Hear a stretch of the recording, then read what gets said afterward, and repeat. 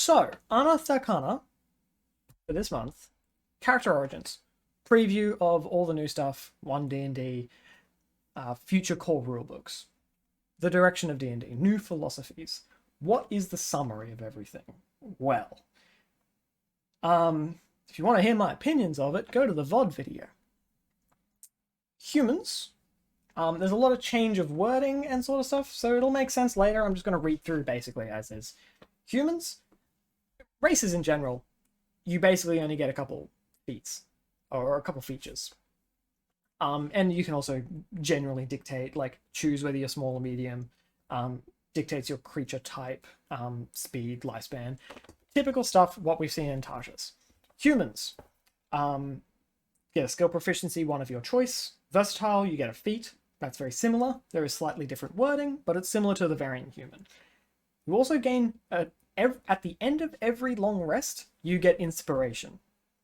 You know, that little checkbox that you can tick that gives you advantage on any roll that you want. You choose whether you have advantage. Every human gets that at the end of a long rest. So humans, inspiration at the end of every long rest. Their philosophy behind that is they're doing a lot of things to increase mechanically how you can gain inspiration, to make it something that you will be encouraged to use because you know more is coming. We'll touch on that later. New race. It is an Ardling. They're called the Ardlings. They are the upper planar version of Tieflings. So where Tieflings are demi-demons, these are demi-angels. They are humanoid, but they have an animal head, an animal face. No art of them, so they may be different, but that is their flavor text. As a bonus action, they get spectral wings and get temporary flight. But proficiency number of times per long rest, as is typical post-Tasha's. And it's, yeah, temporary flight. We've seen that in a couple things in the past. But very similar to Tieflings in that, and the newly written Tieflings as well. You get 3 different legacies, which kind of relate to a collection of upper planes. Basically, the lawful, chaotic, and neutral.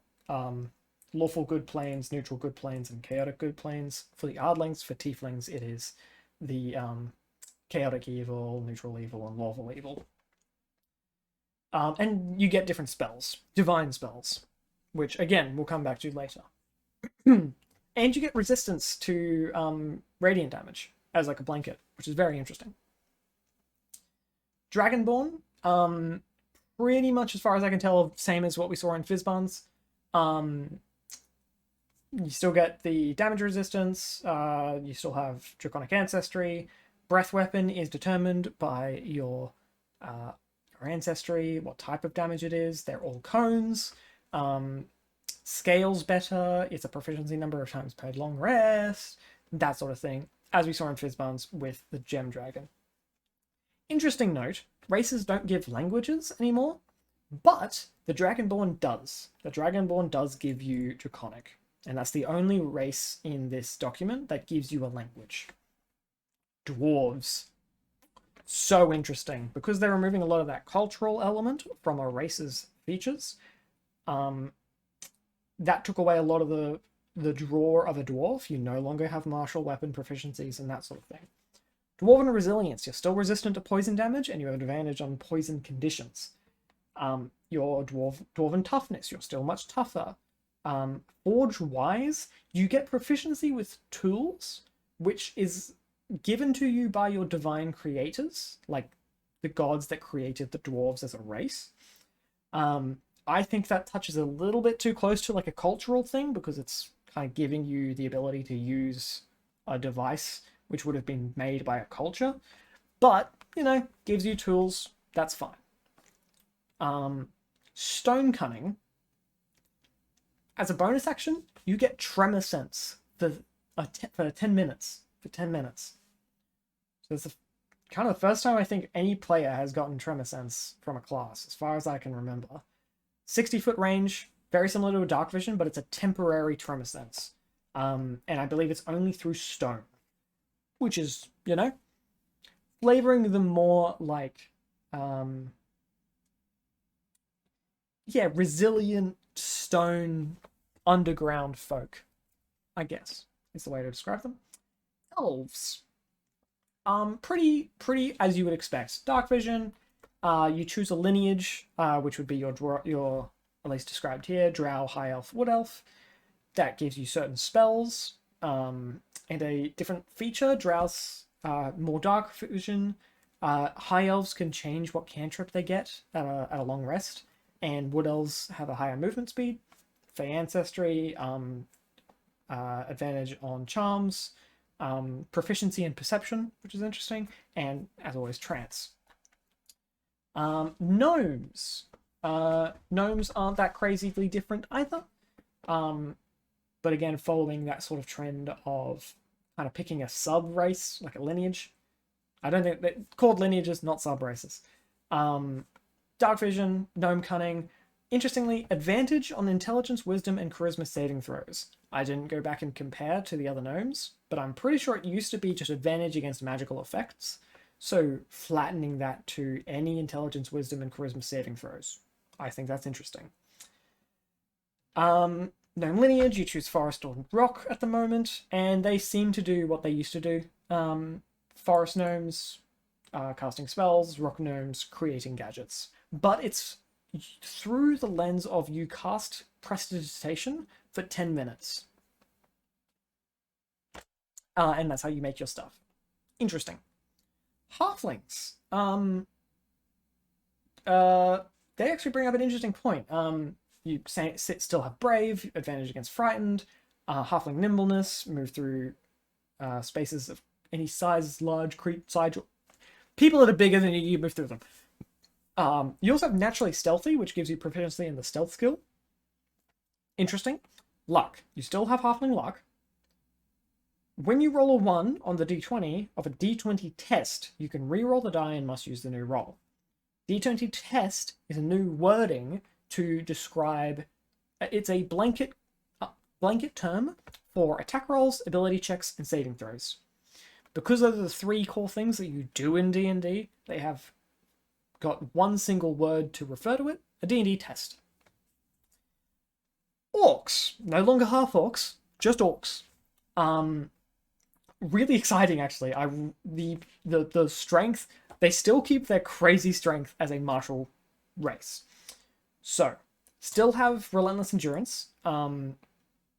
You can last on 1 hit point. But that is still once per long rest. That's interesting. Powerful build, counters 1 size larger when determining your carrying. Dark vision, as you'd expect. Adrenaline rush. You can dash as a bonus action, and when you do that, you gain temporary hit points, which I think is really, really cool and really, really strong.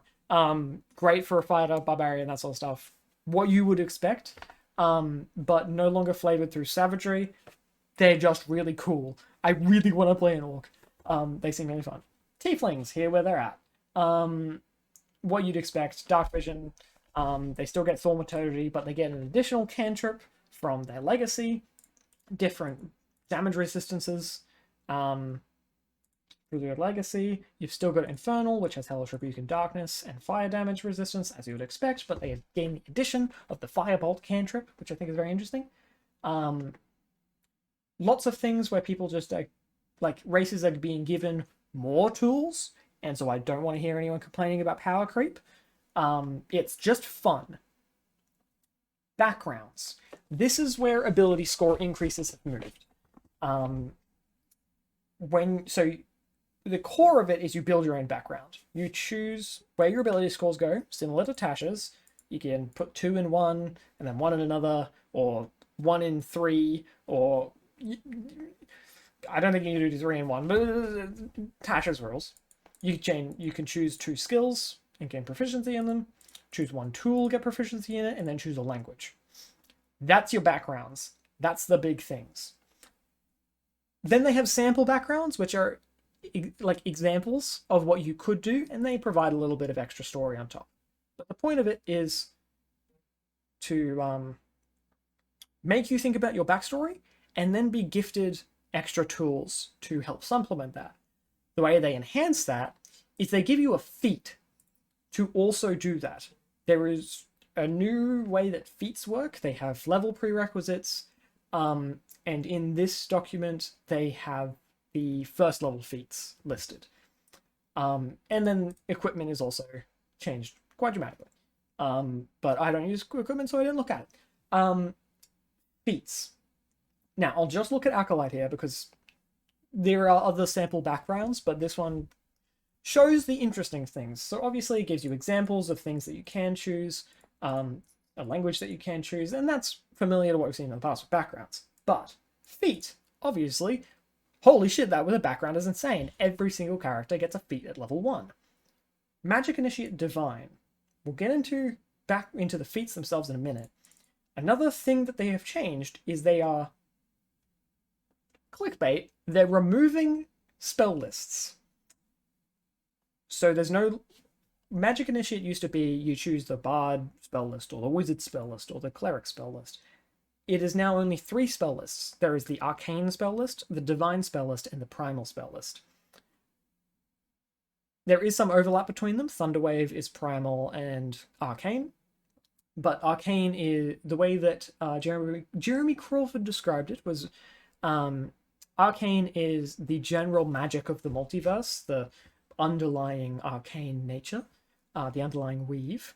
Divine comes from gods and the plane of gods, and Primal is the elements and nature. Druids and rangers. Divine is clerics and paladins, and Arcane is pretty much everyone else. Wizards, bards, sorcerers, and warlocks. Let's go down to the feats to skim them, because there are a lot of feats. And obviously backgrounds, there's a lot of different flavors here, so on. Languages, importantly, including Common Sign Language. I think that's just really exciting to like count that as a language and allow that as a tool to be able to use, as well as Thieves' Cant and Druidic in the rare languages. So the feats, I'll breeze through them as well. So all of the things in this document, there are no prerequisite, but is establishing that there will be prerequisites for feats, which the intention is to limit the selection and make things simpler for players to choose from, so that there's no longer this massive feat list.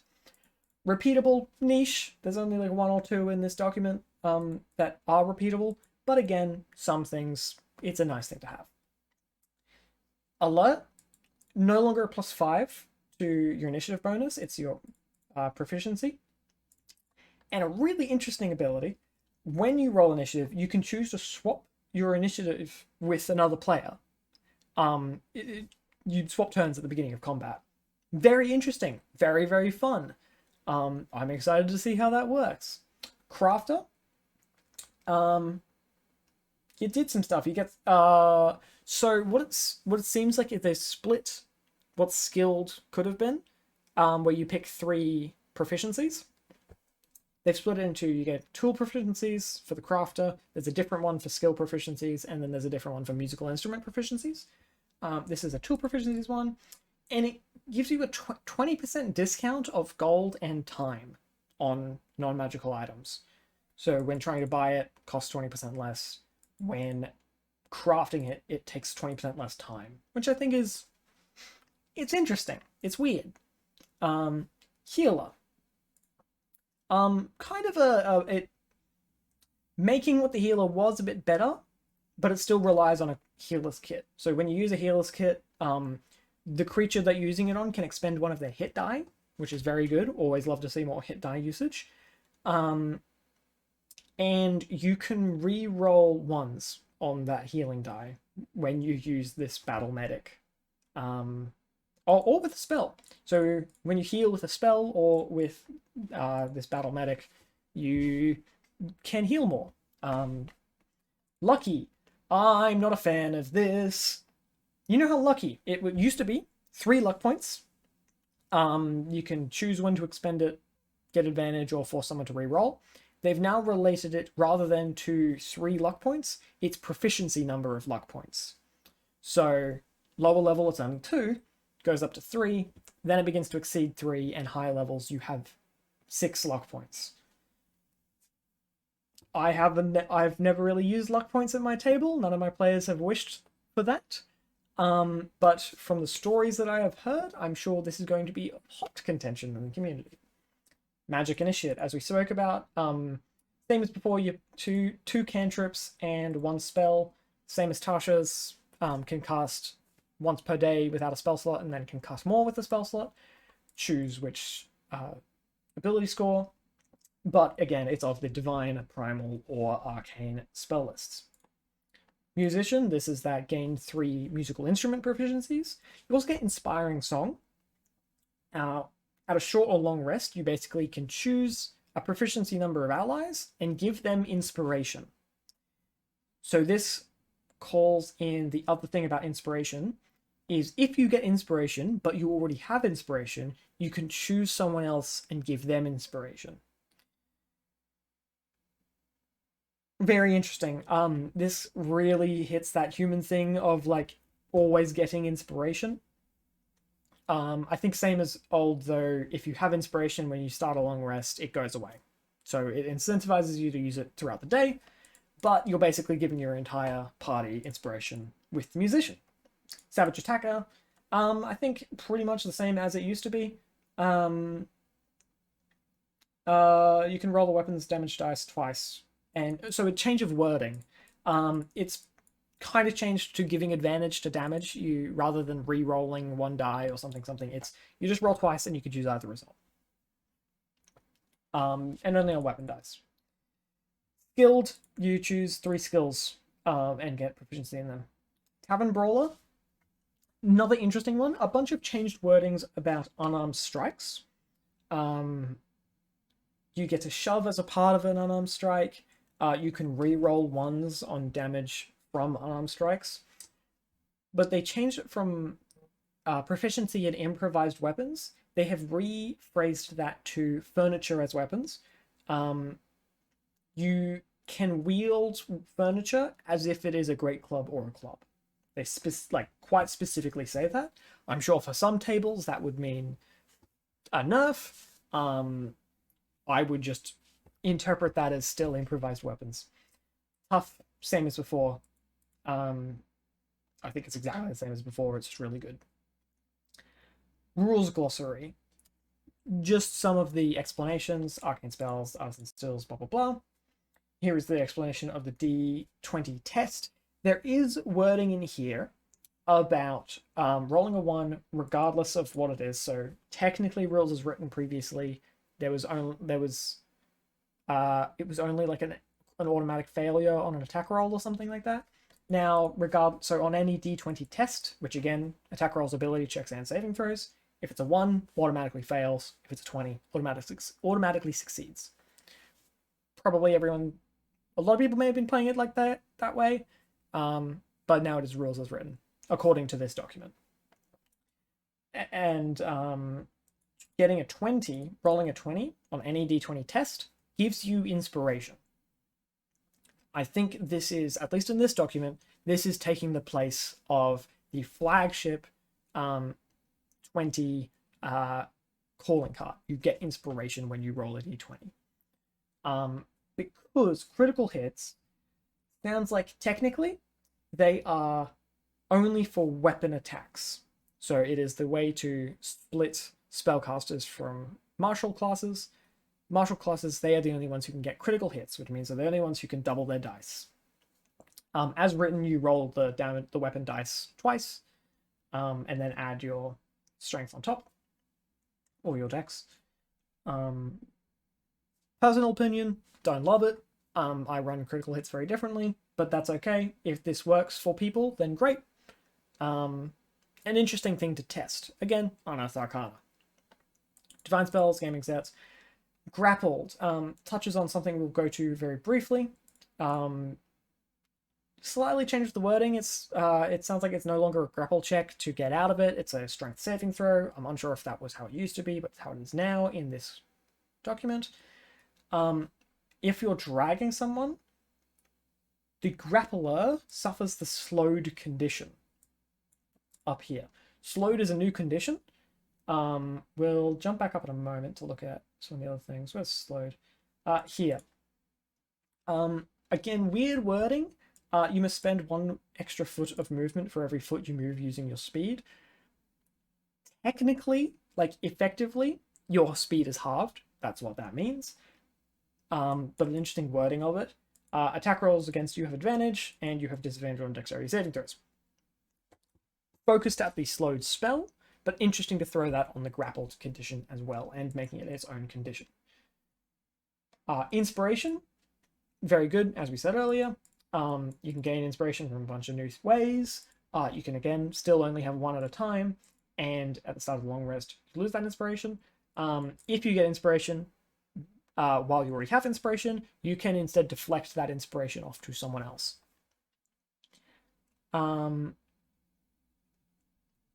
Don't think long rest had any changes. Musical instrument, primal spell, slowed, tool proficiencies. I'm very interested to see if they change tool proficiencies. I would like them to, because they've made a lot more new ways you can get tools. So I'd love to see them give them the same treatment that they have with inspiration and backgrounds, but we'll see. Tremor sense, again, really good that it's in here. A couple different wordings for unarmed strikes, which is exciting for monks. But we'll see what happens. Again, we don't have the classes yet, so we'll see. And then here is just a brief look at the cantrips and first level spells for the arcane, divine, and primal spells. That is a relatively quick, or maybe relatively slow, summary of this document. I think it's fucking awesome. Simplifies it enough for new players while maintaining and possibly increasing the complexity for wargamers. I love the setup of non-class spell lists, because again, in the interview that Todd Kendrick had with Jeremy Crawford, the wording sounded like there could be more classes coming in the future. And God, yeah, really good to make backgrounds important again, or important for the first time in this 5th edition version. I had always basically ignored them. Same with inspiration. I literally had forgotten about inspiration for a year prior to reading this document. That is the Character Origins Unearthed Arcana. We'll be getting more in the next few months. Stay tuned.